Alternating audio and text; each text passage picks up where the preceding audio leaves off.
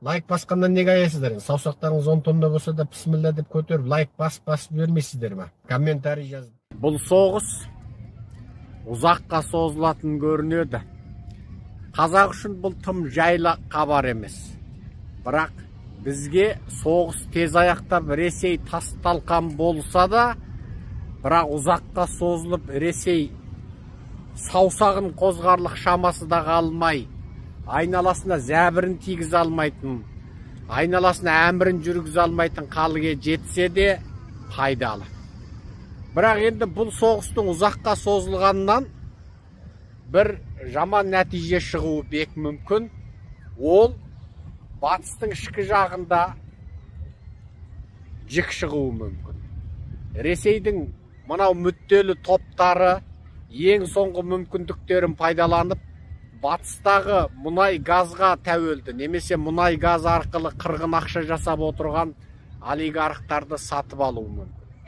Немесе олар Ресейдегі қисапсыз, жер бетіндегі қисапсыз жер асты байлықтарын батыстағы мүдделі топтардың жеке меншігіне, қалтасына тықпалап, ең соңында оларды Украинды қолдаудан бас тартқызу мүмкін. Себебі Ресейдегі мүдделі топтар, саяси топтар ту баста ойлады, олар ана өздерінің өтіріктеріне өздері сеніп қалды. Және бұл жерде тас-талқан быт-шыт советтік жүйеде әсер қылды. Олардың барлау қызметі барлығын алдады. Олардың ең қысқасы анау қару жасайтын, анау кенжалды жасаған, С-300-дерін жасаған мамандарының барлығы өтірік алдағандарын Путин енді біліп жатыр. Олар сөйтіп қысқасы қабат бірін-бірі алдады. Яғни ауылдың әкімі ауданның әкімін алдады, ауданның әкімі облыстың әкімін алдады, облыстың әкімі жаңағы министрлерді алдады, министр премьер-министрді алдады, премьер-министр президентті алдады дегендей. Осындай дүние болды. Енді осыдан барып әңгіме шығады. Олардың үміті тас-талқан болды. Қазірдің өзінде олар өліспей, беріспей қорғаныстық соғысқа көшті. Қазіргі Украин мен Орыс ортасындағы соғыс қорғаныстық сипаттағы соғыс. Украиндер шабуыл жасайды, ал орыстар қорғанады. Бірақ осы жолғы қорғаныс ол шын мәнде Ресейдің әлі де жыланды үшкертсе де кесерткілік шамасы бар екендігін көрсетіп отыр. Себебі шабуыл жасау әлде қайда қиын.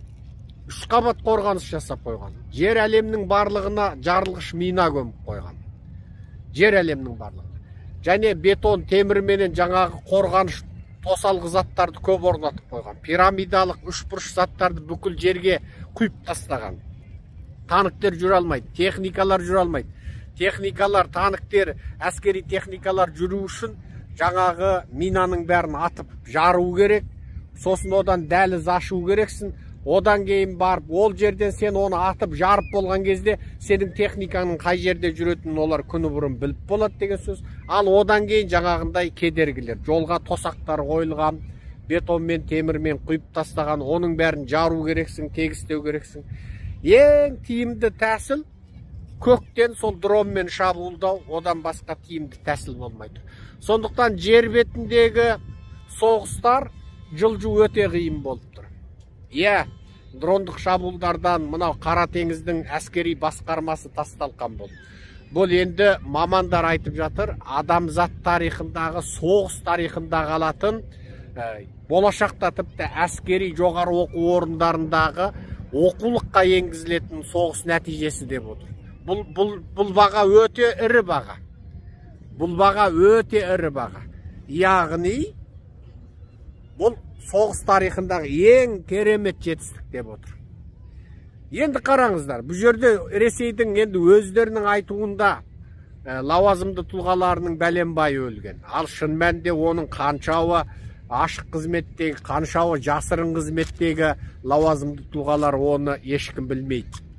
Бірақ қалай болмасын, бүкіл Қара теңізді басқарып отырған, бүкіл Қырымды меңгеруін ұстап отырған бұл орталықтың тас-талқан болуы анығында шынында үлкен нәтиже. Бірақ